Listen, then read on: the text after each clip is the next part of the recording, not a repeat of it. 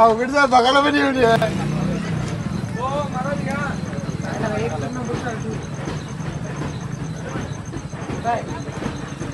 आपलं पूर्ण नाव सांगा.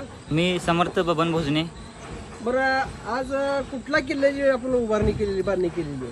हे आपल्या शिवरायांनी बांधलेला विजय दुर्ग आहे. हां. हे समुद्रापेक्षा समुद्र सपाटीपासून किती उंचीवर आहे मला माहित आहे का? 100 मीटरवर आहे. बर, या किल्ल्याचं वैशिष्ट्य काय माहिती आहे का? या किल्ल्याने चौबाजूनी पाणी आहे. तीन बाजूनी पाणी आहे आणि तिन्ही बाजूनी बी तटबंदी आहे. तटबंदी आहे.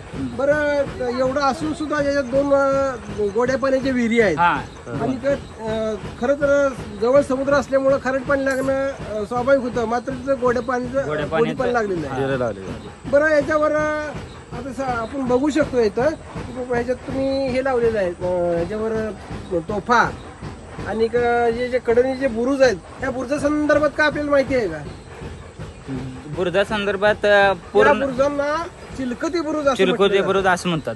बरं, मला सांगा, ह्या दिवाळीच्या निमित्तानं आपण हा जो किल्ला बनवलाय, ह्या किल्ल्याला असं काय नंबर वगैरे काय आलेला आहे का? हा, आपण आपल्या गावात बक्षीस स्पर्धा ठेवलं, पहिला नंबर आलाय. बर, ह्याच्यात